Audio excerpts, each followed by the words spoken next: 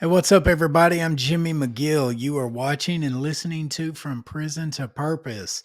I'm the host of the show. I'm the author of the book From Prison to Purpose. I'm a returning citizen from incarceration and a person in long term recovery. And today's guest is Jackie Willits. I'm excited about this. Jackie is somewhat of a firecracker in the recovery community. She doesn't do a lot of tongue biting, so she may piss you off in the episode, but that'll be okay. It'll give us good content.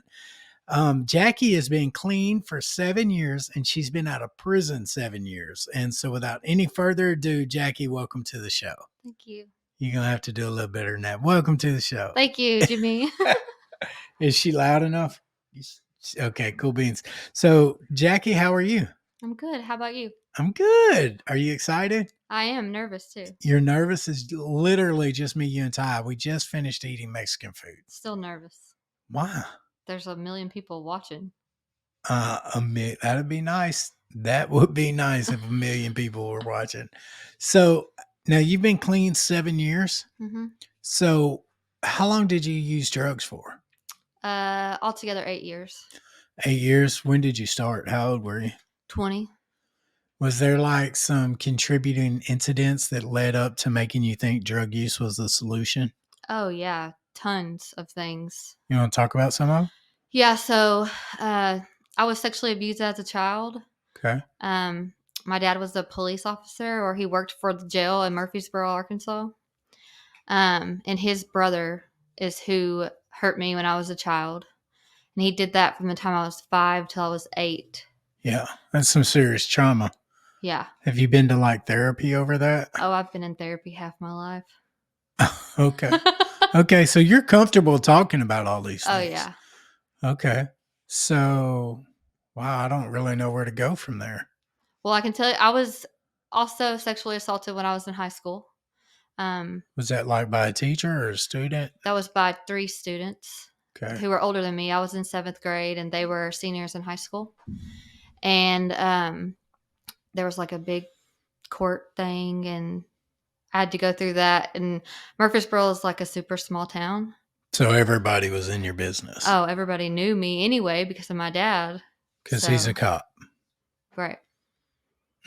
So what happened to the students who mistreated you? They basically got slapped on the wrist. I mean, nothing was really done. Wow. And that was with your dad being a cop. Well, I think my dad kind of swept it under the rug. I mean, I don't think that I really got any type of justice or anything from his brother doing it to when when it happened to me in high school. I think that my dad wanted to save face more than.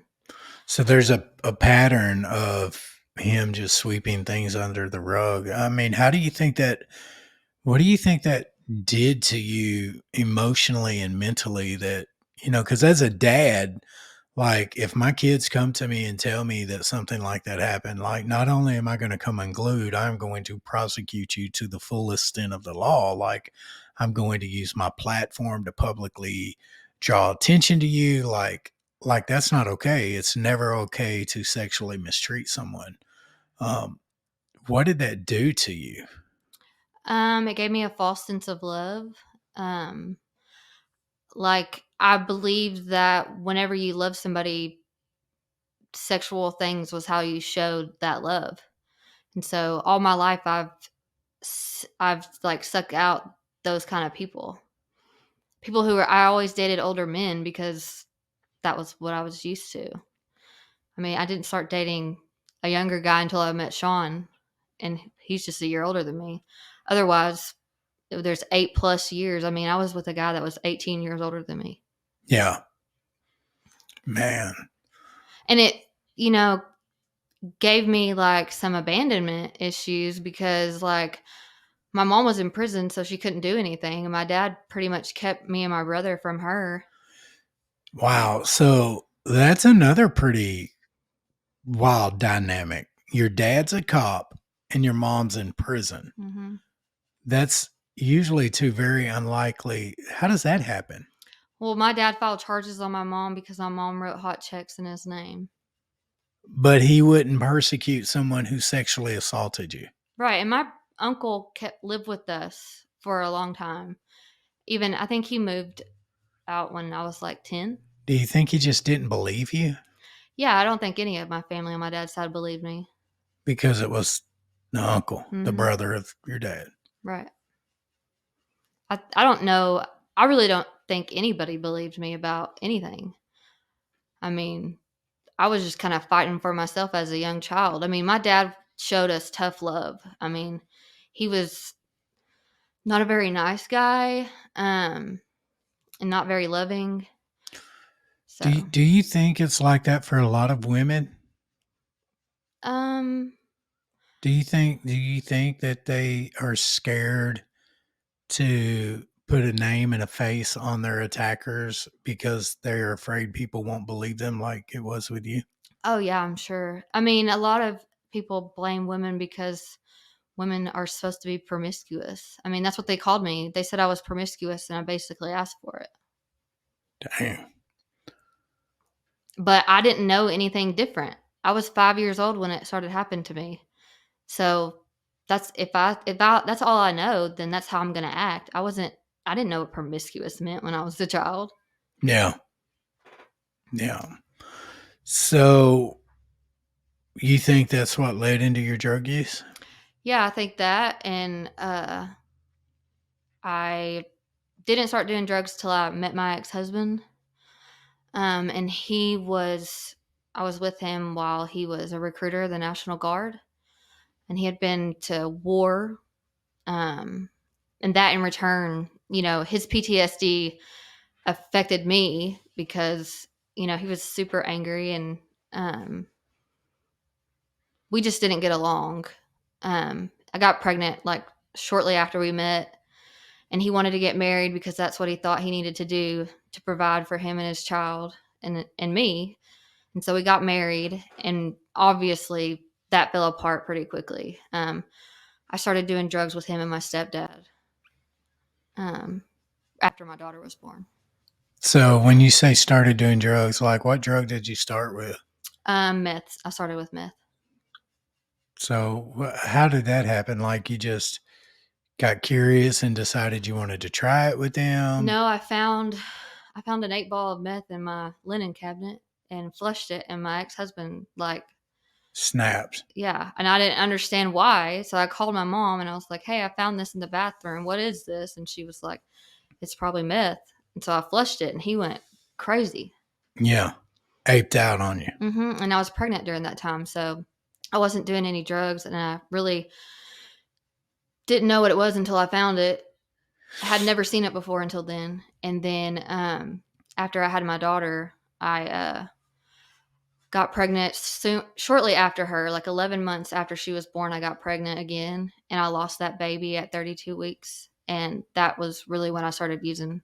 He was like smoking meth out of a light bulb, and I was like, okay, yeah, sure, I'll try it. So was he, yeah, by this time he's using in front of you, you know what it is, hmm but previous to this he wasn't? I mean, he Okay. was using, but behind my back. Yeah, so you didn't know that he was using, Mm-mm. right? So from that initial time that you used, what was that like? What was that first drug use like? I mean, I was looking for something to fill a void, and that felt the void. Yeah. I mean, I wanted to feel loved and wanted, and, meth made me feel loved and wanted. Why do you think that is? I don't really know. I couldn't find that anything else, and I found it in that, so I just latched That onto it very first drug use, like all of a sudden, this is what I've been missing my whole life. almost immediately. I don't need the second you hit that meth, you didn't need anyone to believe you. It Right, didn't matter that you had been abandoned. It didn't matter that the person that had been designated to protect you didn't protect you right. because that dope made you feel all that better. hmm I can relate to that. I Meth. heard a speaker recently say that he grew up poor and so he couldn't afford Adidas, right? And so his Adidas always had like 9 stripes on them and he was cross-eyed. And so he went to talk to this girl and she said, "Look, I'm never going to date you because you cross-eyed." And so he said the second he got high for the first time, it was like magic. His Adidas automatically had 3 stripes on them. His eyes automatically uncrossed. And he had all the things that had ever been missing. He had found them in that one second that he used drugs. Yeah, and I wanted more after that. Did you get more? Oh yeah, I mean, I escalated my drug use from meth to pills, pills to heroin, heroin to fentanyl. Dang, you did all that, Jackie? Mm-hmm. I did not know that. I thought you just liked meth. Mm-mm. Okay. I've Okay. overdosed 3 times. Wow. Last time I overdosed, they told my mom I'd never walk out of the hospital. That's a bad overdose. That's tubes down your neck and all the I had things. 5 fentanyl patches on me. When you overdosed, Mm-hmm. you're lucky to be sitting here, Jackie. Mm-hmm. But I was trying to do that. Like, So how did you get all the drugs that you ended up doing? well, I sold meth and traded, or I had money because there was always meth around. I'm from Russellville. Yeah. Okay. A lot of people do a lot of crimes to get dope. I was just curious. Yeah, I mean, that's really all I did. I would hang around with these people that I met that were part of this gang, and we all hung together. And, you know, I learned quickly that selling meth could get you whatever you wanted. And I was like, I didn't have a home because my ex husband kicked me out. So I was just bopping from here to there. But as long as I had something in my pocket, I always had a place to stay. So if you were in Russellville hanging out with a gang, white supremacist gang, Mm-hmm. really? I don't see that in you, Jackie. So far, I've had some skinheads on the show. I've had some gangster disciples on the show. We hear a lot of gang related stories, and so it's hard for me. But when I look at you, I see the wife of Sean Willits, the mom. I see the recovery person. I don't see Jackie affiliated to white supremacy gangs. I mean, I just dated the guys because they were the plug. You know what I mean? They had the dope. Yeah. Okay. Okay. So were they like active? Mm-hmm. They were like doing bad stuff. Oh, yeah. I mean, I don't know if you've heard, but there was a huge indictment that was handed down, and that was during that time. Yeah, we just talked about that indictment a while ago on the show. Yeah, there was a huge indictment, and I was hanging around with some of the people that were indicted. My friend, one of my really good friends, she's in the feds right now because of that. Who's that? Her name's April. Yeah. So I know Valerie Baker, and she got indicted on that same indictment. She's in federal prison. April got 17 and a half years, I think. Yeah, they were kidnapping people. They were kidnapping them and torturing them. And so did you ever witness any of that type stuff? I wasn't around, I wasn't hanging around those specific people at the end because I went to prison. I mean, I got in trouble and I was in jail for when all that stuff happened. So, yeah. But I saw it on the TV while I was in prison. What'd you think when you saw your boyfriend and all them on the TV? Well, I just was waiting for him to come get me for a while. Yeah, no doubt. I would have been waiting on that indictment too. I mean, I waited, and I told my corrections counselor in ACC in Fayetteville, I was like, they'll be coming for me any day. Yeah, and they never did. Thank God. I was a little fish in a big pond. Yeah, that alone should have been enough for you to find recovery. Yeah, I never went without a drug for 8 years, so I didn't know what it was like, to go without and be, because I eventually got to heroin, and you have a physical reaction when you don't have that drug or opiates, any opiate. And I never had to go without, so I didn't know what withdrawal was until I went to jail. And anytime I went to jail before that, I brought stuff in with me. So did you withdraw in jail? Oh yeah. What was that like? Like I was gonna die. Can you tell me about it? Yeah, so I mean, I was just throwing up, diarrhea, cold sweat. I mean, and they didn't do anything for you. I mean, they'd be like, I'll give you some Tylenol or ibuprofen, but that wouldn't help. So we had another guy on here, Kai Fung, whose episode was just previously released last week, and he talked about detoxing in jail. It's the worst. And yeah, he was talking about, using the bathroom on himself, throwing up, having the cold shakes, and he's like, and when you're in jail, like you're just a number to the guards. They don't Mhm. give two craps about you. So he literally didn't stand a snowball's chance in a microwave, of getting any kind of care. Yeah, I didn't know what Suboxone was at the time. I had no idea that there was a medicine out there that could help you. And there's mixed review. I mean, I believe, that it could be detrimental to you, or if it could work for you. I've seen it work for people. I have a very addictive personality, so I would have abused this. I would have abused it. Yeah. I mean, So what'd you do to go to prison? so I got caught with my friend with residue in a baggie, and that got me on probation. And then I violated probation. What'd you violate probation with? I was supposed to go to treat. I mean, I would checked in one time and absconded, so that was an automatic violation. So you just said, F it, I ain't going to see my PO. I went one time, and my PO was someone that I knew in my childhood, and you know, I looked when she knew me, I was just a little kid. So when she saw me then, I looked a lot different. I mean, I looked whacked out and you know Yeah.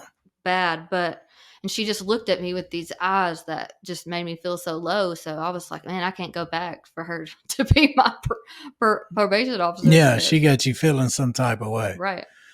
So when you get arrested for absconding and they send you to prison, how long do you stay in prison? Well, they didn't send me to prison. They were going to send me to prison for 120 days, but it was close to my birthday that I had to go to court.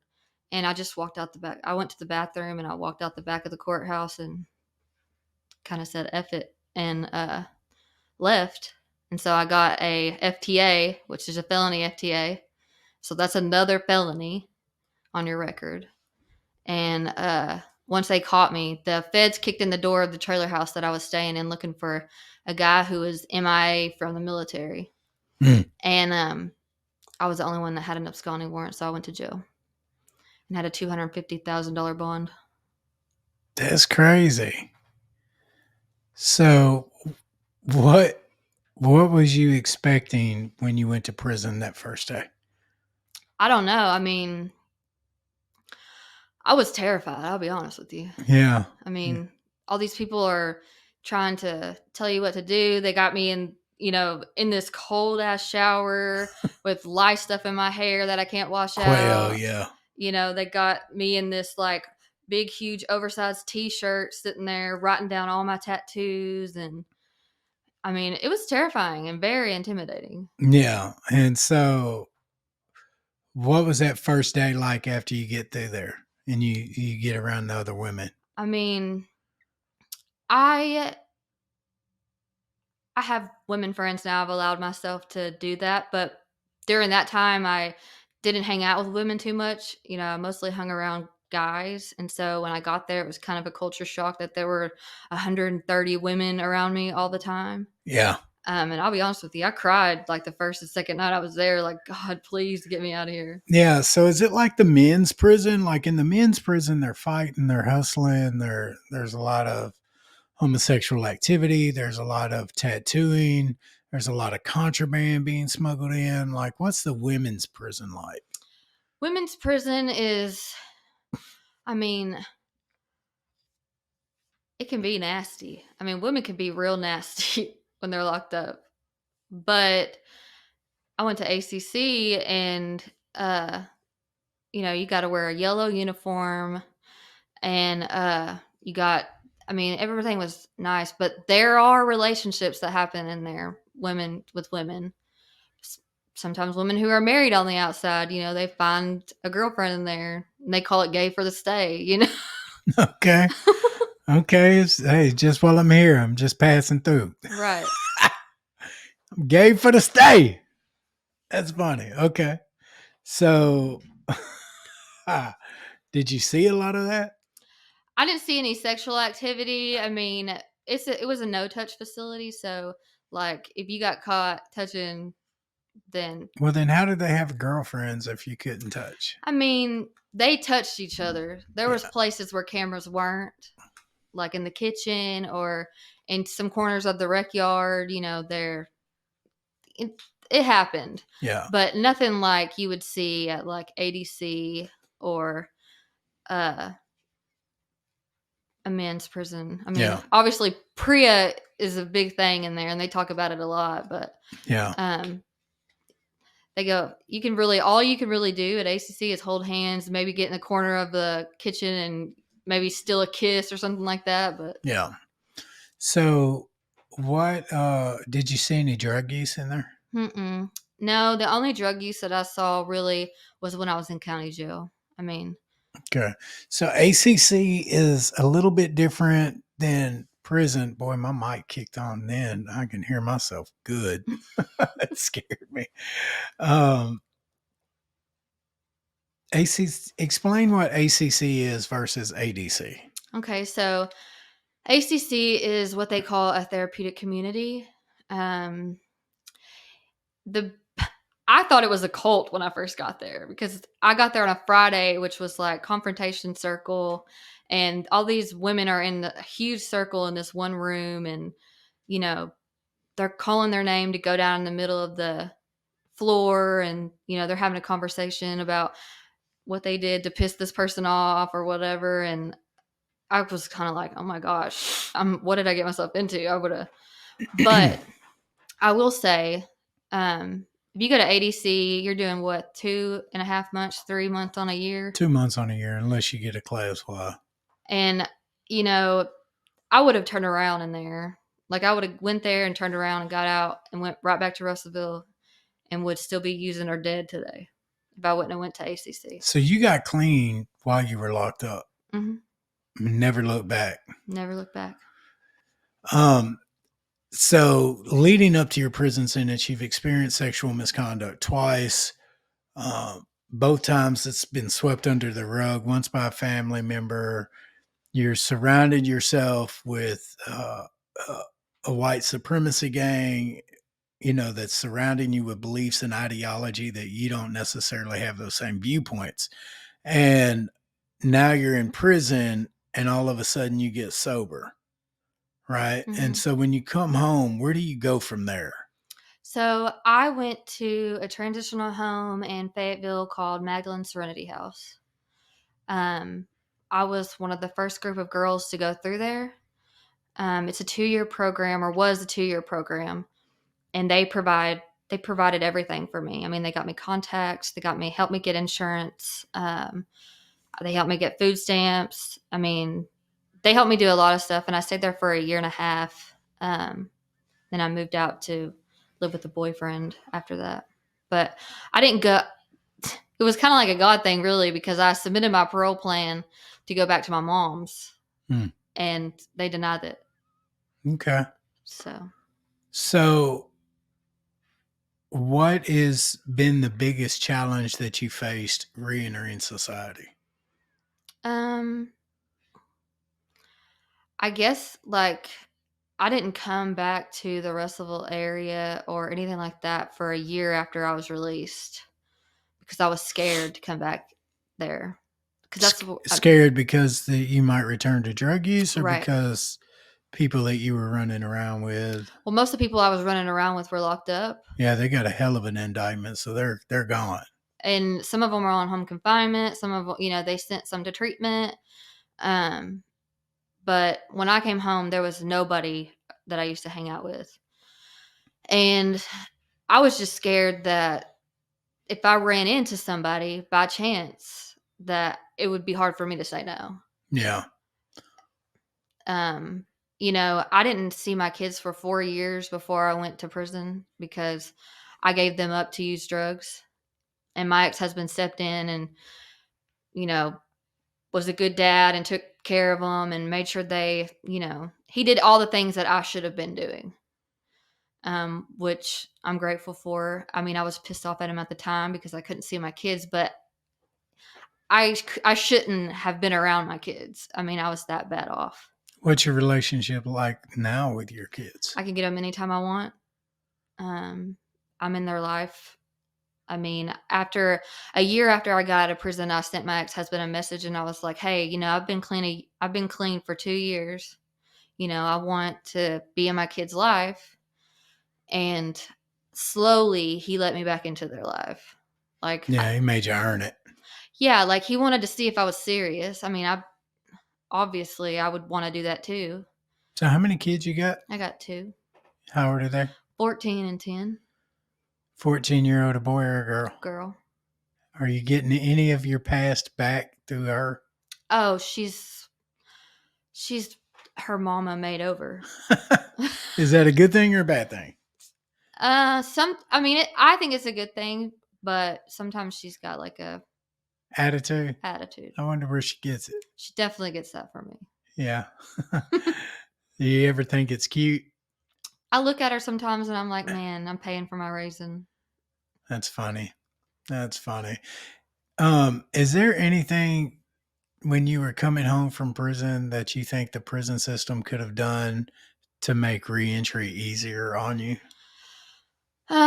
Yeah, I mean, I feel like ACC did their best to set me up for success. I mean, they took me to get my driver's license back, and they paid the reinstatement fee, which Really? yes, Yeah, I don't really ever hear stuff like that. they did. And I got my social security card sent, and they put all this stuff in a folder for me when I was leaving, and so I had that so I could be successful in getting a job. I wonder why they don't do that in prison, man.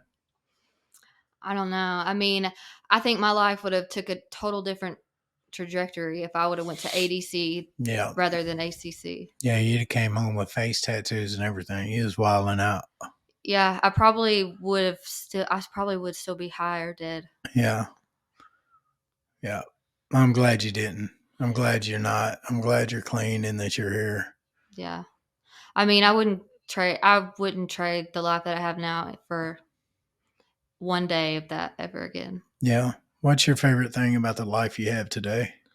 Well, I mean, have found, I have, like I said, I've allowed myself to have woman friends. Okay. I needed that in my life for a long time, and I didn't realize it until I started to kind of let my guard down because I don't trust people. Like, it's hard for me to just automatically be someone's friend. Like, I'm testing you every step of the way. Well, you've been through a lot. And so I have allowed myself to like let my guard down and let people into my life who obviously love and care about me. And I'm grateful that I allowed myself to do that. And I only did that through therapy Yeah. I see a therapist all the time. because I was so closed off. Like Yeah. when I got out of prison, I was so still closed off that I I didn't want friends. I couldn't like it was hard for me to evaluate whether this person was really trying to help me or what their motives were, and I was constantly questioning what people's motives were, and it was so exhausting, and I was, getting burnt out on it. So I just rather not have anybody around me. But I'm not like that anymore. That's good. It's good.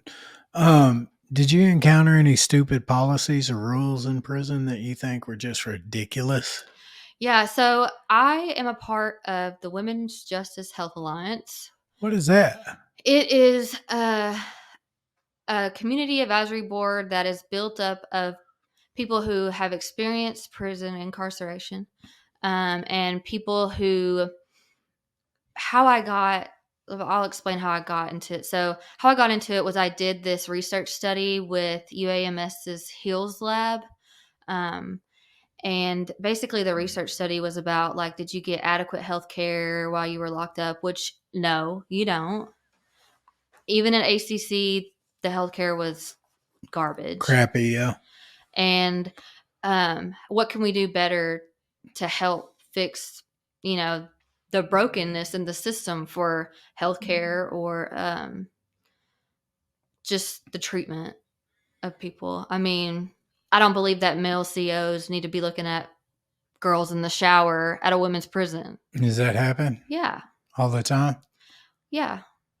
Like shower naked or Yeah, like shower naked. Like, when they come in for count, you get one in the shower. They're still coming and looking over the shower ledge. you ever see any of them staring a little bit too long? I Yes and no. I mean, even some of the women there do that. Yeah, I it's mean, 2024. Yeah. and during the time I was there was like a little scandal with like the girl and a CO. And Mm, the CO got fired, and the girl got sent to ADC, and okay. that was the major thing that happened while I was there was that controversy.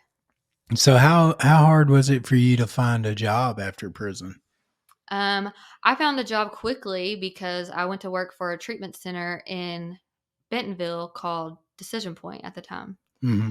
And it was owned by Preferred Family Health. And so I worked for their SWS program and the What is that? Specialized Women's Services. I worked with women and their children. Okay. They were allowed to bring their kids to treatment with them.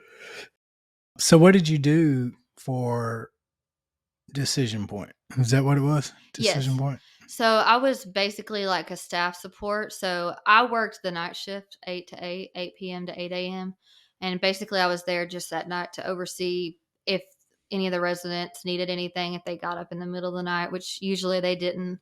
And I would be there in the morning to like get them ready and make sure that they're doing what they're supposed to be doing. And I did that for, I guess, about a year. And then they committed Medicaid fraud and Oh. The whole treatment center did, right? yes, so there was a Medicaid fraud, and they shut down that part of the DHS, ripped their funding, and so we had to find new jobs. Which I went to work for what's now called Arissa Health. It was called Ozark Guidance back when I worked there. What did you do there? I was a peer support specialist. That's where I learned about peer support, and they were the ones that sent me to the training in Jonesboro in 2018. Mm. So peer is a hot topic right now in Arkansas. It's a hot topic across the country, but my previous job, I was the director of peer services, and it seems like peer recovery now versus what it was when I was doing it are two very astronomically different places. Yeah, I believe that, and I've seen it. I don't work as a peer anymore. I worked for Goodwill's reentry Hmm. program, um, but peer support has definitely changed from when I started, when it was first happening. Yeah, for the better or worse, Mm, for the worse. you think? What do you think the biggest challenges are with it right now? I just think there is a lot of things that are going on that aren't people aren't being held accountable for things. I agree with that. Yeah, I think without having a strong ethical foundation and a place for people to have their feet held to the fire, then the powers that be will lose faith in us as peer workers. And that's the job that I have now with NPRA, the National Peer Recovery Alliance, is like that's my favorite thing about it is it's an organization that's not scared to face the truth, right? Like they didn't put a muzzle on me. They didn't like when I worked for Arkansas, there were certain things I couldn't say. Like I couldn't say when something was ridiculously stupid. And like the things that are concerning to me, and I'm not going to drop any names of no organizations or individuals' names in a slanderous way because I don't want to be sued, but anytime you have a peer recovery worker being arrested for dope stuff and then the next day providing trainings, that's crazy. Like, and then the peer community is just on like, shut up. They don't want to speak up. And silence can't really, like, sooner or later, if you're not going to stand up for your workforce and believe that what you're doing is important, why the hell would anybody else in the society? Right. You know what I mean? And in what world are we living in, Jackie, where it's okay for me to get a dope charge and then bond out and the next day be providing services in the field of recovery and addiction? What the hell sense does that make? It doesn't make any sense. It goes against everything that it was set up to be. And Every bylaw, everything that, I mean, I mean, that's so many different ethics violations in one thing. And, you know, if people aren't held accountable, then we have got to narrow down. Like, I understand there's many pathways to recovery, and everyone's free to find their way to recovery any way they want to. And I believe that. Yeah, me too. But there are some silly things that have been said that don't make sense to me, like moderational use Yeah, that's wild. as a pathway. I don't Yeah. believe that. And I don't believe that's a pathway. I believe you're still in your addiction if you're still shooting dope in moderation. Absolutely. So here's the thing on that, right? Do we agree that addiction is an incurable, fatal, and progressive disease? Right. So if something is incurable and it's progressive, that means it gets worse as you go. Mm-hmm. And to me, addiction ends in three ways. You either get clean and find a new way to live, or you go crazy and you go to prison, or you die. Right? Right. Like that's it. Institutions, insanity, death, or you find recovery. And so if you're giving someone a drug, there's no safe use, right? Right. Like it's going to end in insanity or incarceration. You're actually prolonging it and enabling it at that point. And, but to me, that's not harm reduction. It's not harm reduction to Harm me either. reduction to me is wound bandaging. Harm reduction is HIV treatment. Harm reduction is alcohol pads to clean your scar tissue with. It is Narcan. It is safe sex. It is prevention, right? Right. Like that's what it is to me. It's not, okay, hey, come over here and use my car to do a shot of dope in. Right. That's not cool, man. Yeah. Like I am a person in recovery from a lifelong illness of addiction. And if you allow me the chance to my own devices, I will kill myself through my drug use. Oh yeah, me too. I've tried. I mean, I've done it almost. Yeah. It just seems like if we don't start standing for something as a workforce, then our workforce that we built in Arkansas is going to crumble. I think it started to crumble already. Me too. Me too. That was one of the main reasons I took the job at MPRA, because when Arkansas screws this up, I need to be in a position to where I can pick that torch up and be louder than a state. Yeah, I mean, I believe that there are people that are trying their best to keep it with what it was. Yeah. But if you just let any and old everybody in, then it crumbles because people won't speak up or say how they feel. Like me, I don't care who gets mad at me. I'm going to say how I feel. I feel like the peer support is crumbling. I believe that some of it is not some people's fault and some of it is some people's fault. Like you said, I don't believe that we should be allowing peer workers to catch charges and work as a peer still. I believe that is a terrible, I mean, what are you showing people? Yeah. I mean, that makes me look bad. That tarnishes me. I mean, there's been... Yeah, if you're a peer, it definitely does, right? Like, it's one for all and all for one. Right. And that happened a long time ago with another individual who tarnished it, who was the face of it all for a little while. And, that made me look bad. I don't like for other people to, if I want to look bad, I want to make me look bad. I don't want other people making me look bad. Okay. All right then. So what does life look like for Jackie? It's not looking bad anymore, is it? No, I mean, I just got married in September. I found a guy who chooses to love me every day. Did you pay him? No.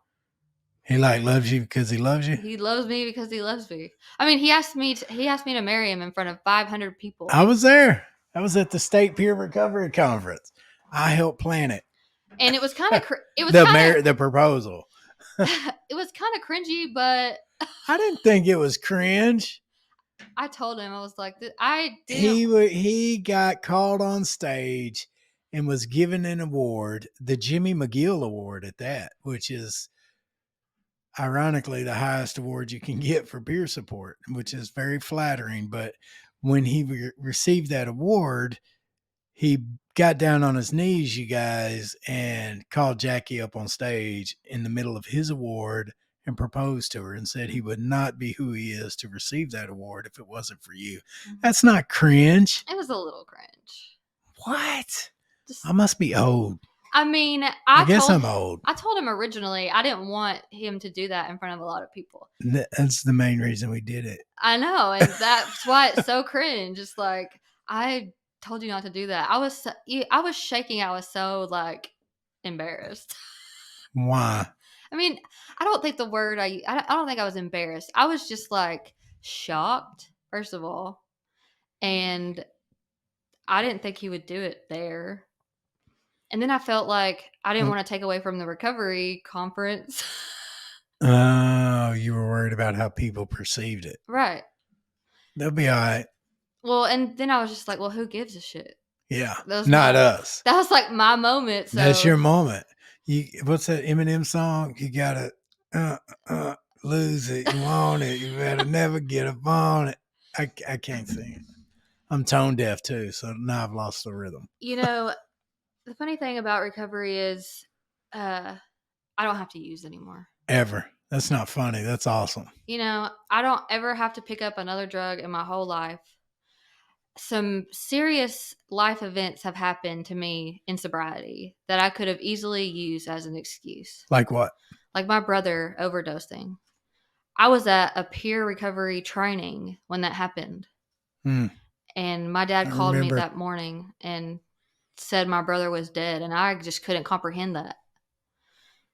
Because that was his first time to ever use heroin. And it killed him. And I felt like I had survivor's guilt, which is a real thing. Yeah. Because I'd almost died 3 times and somehow a miracle was performed. And so I felt like it should have been me. Some of my family told me it should have been me.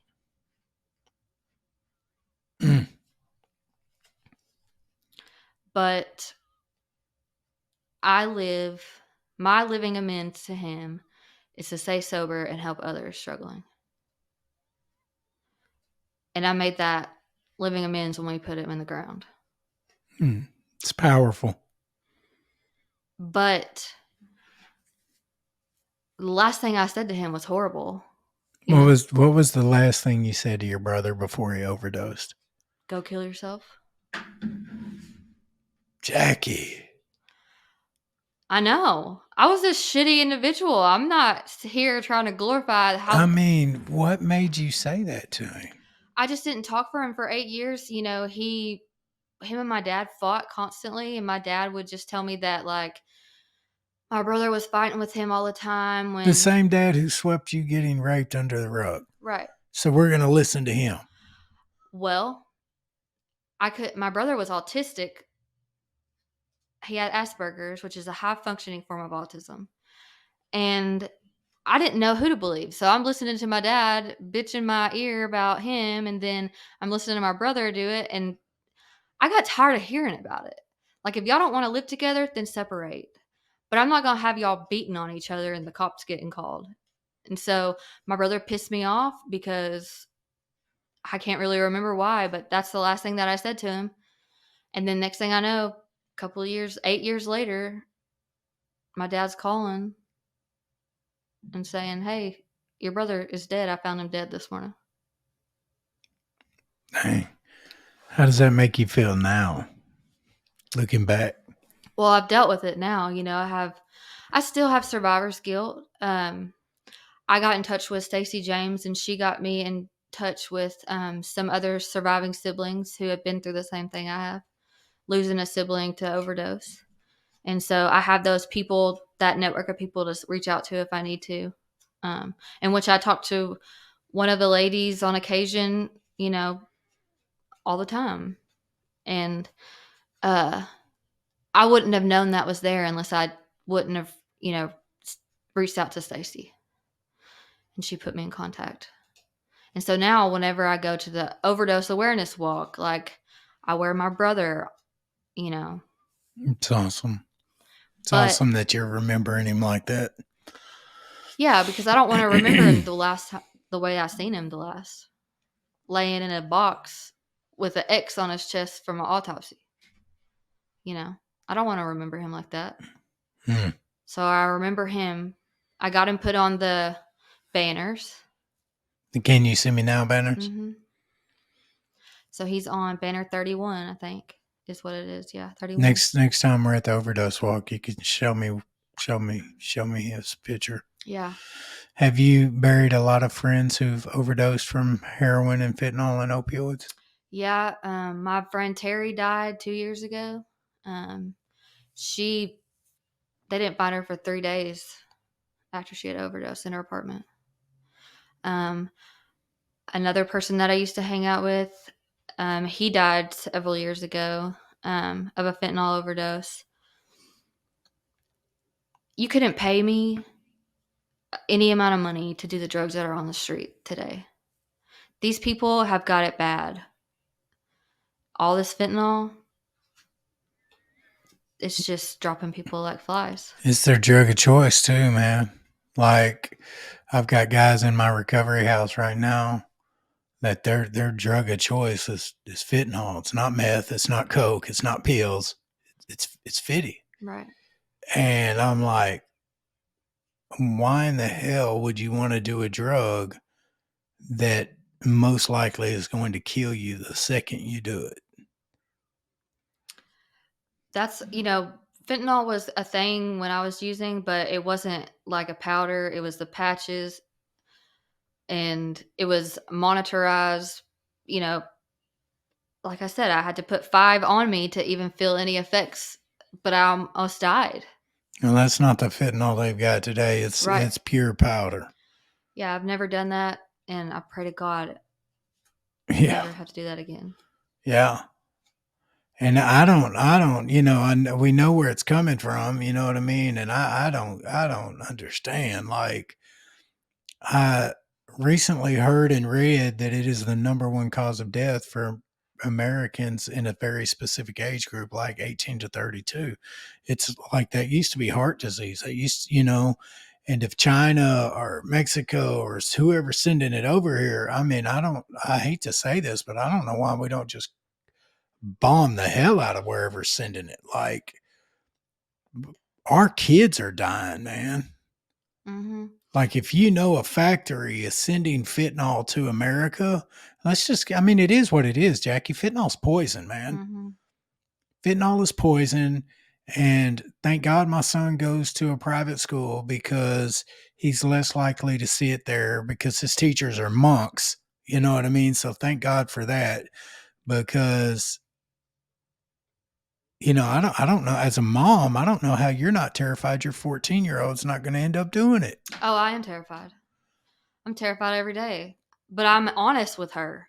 Yeah. I talk to her about this. Yeah. I talked to my 10-year-old son about it. Yeah. We did Carter too. Like and Katie for that matter. Like, I talked to all of my kids specifically about drugs. Like, okay, it's going to make you feel great if it doesn't kill you, and you're going to want to do it all the time.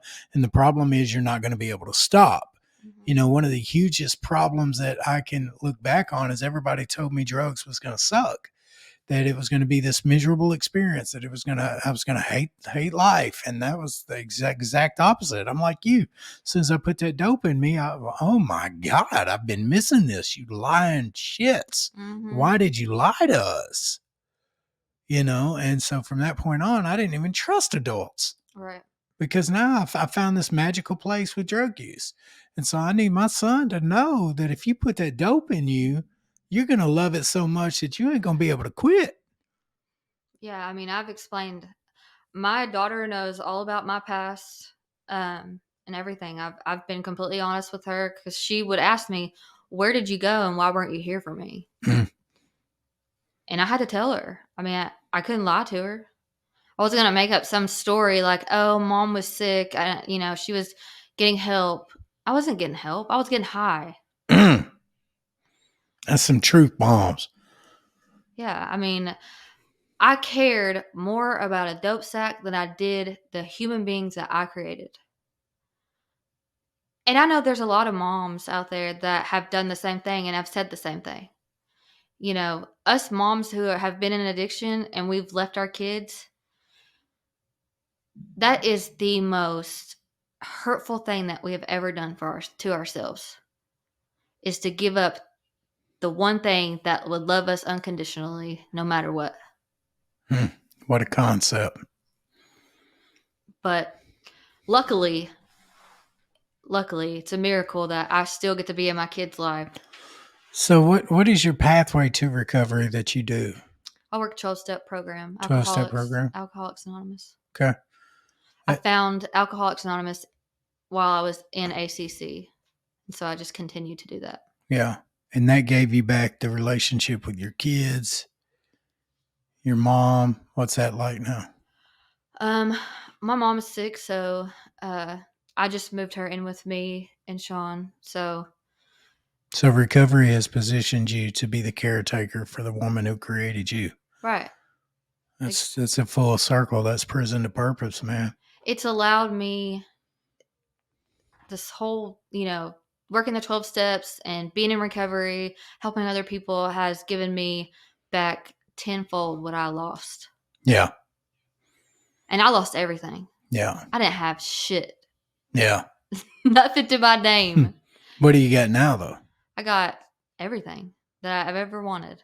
House, job, car, family, kids, married. Yeah. I got it all now.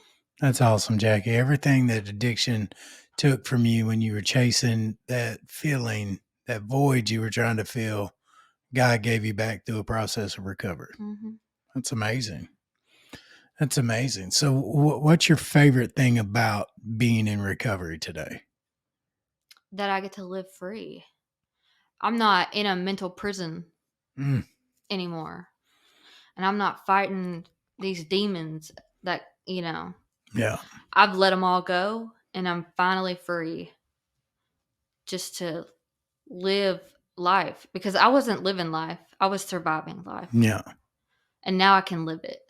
And it sucks that I had to wait until I was like 30 years old to know how great life could be. But I mean, I like to use my experiences to help others. And I'm not ashamed of my past. I'm not ashamed of anything that's happened to me.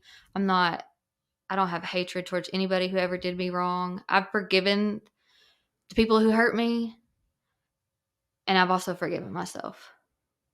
So now I can truly live free. Yeah. I'm happy for you, man. That's awesome. So I want to ask you, right? Because there's a lot of women watching the show that have probably been through similar experiences. There's a lot of moms who gave up their kids like you. There's a lot of people who are just now coming home from prison. And so what would you say to them, the listeners? This is your chance to carry whatever that message is that you would say to the newcomer or the person scared. Reach out. Ask for help. I mean, I can blast my business all on your podcast. I'll give my number. I'll give my email address. You can contact me any way. You can contact me on Facebook. Look me up. Jimmy and I are friends. I'd be happy to help you, be a person to walk with you on your journey because I took a village around me to walk my journey. Mm-hmm. And so I know it takes a village for other people, but I think that at first initial, hey man, I'm struggling, or hey, can you help me, is, just reach out to somebody. Yeah, it's worth it. You're worth saving. You're worth living. Mm-hmm. Yeah, that's awesome. Well, I want to thank you for coming on the show and sharing. Like, your whole story is very inspirational. Like, number one, I think you lived through some things that would destroy most normal people. Mm-hmm. And so you've got a resiliency that is just beautiful. And it's very alluring. Like, people are going to want to hear that. They're going to want to see that. And if you can do it, hopefully it inspires other women that they can do it too, Jackie. And, hearing what you went through with jail and prison and then coming home and finding 7 years of recovery, you're a miracle. Mm-hmm. And it's very inspirational. So I want to thank you for coming on the show. Thank you. And to our listeners, please go subscribe to our YouTube, Prison to Purpose. You can find us on TikTok, Prison to Purpose. You can find My book, From Prison to Purpose, on barnesandnoble.com, amazon.com. Make sure you get the one written by Jimmy McGill and not a knockoff artist. And most importantly, if you're in Arkansas and you're trying to get a podcast up and running, you're going to want to reach out to American Business Engine. My guy, Ty King, is my producer of this podcast, and he is amazing.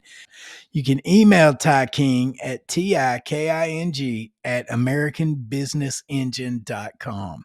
And I want to thank John Shinhoser for sponsoring this podcast, helping us pay for Ty and the production of this. If you're anywhere in the country and you need recovery housing, detox, you need treatment, John can help you get placed in any treatment that you're in any state. Just give him a call at 804-241-9424. I also want to thank Next Step Recovery Housing, the National Peer Recovery Alliance, and Safe Haven Ministries for allowing us this spot at the studio. Thanks, you guys, and hope you have a great weekend, and we will see you next time.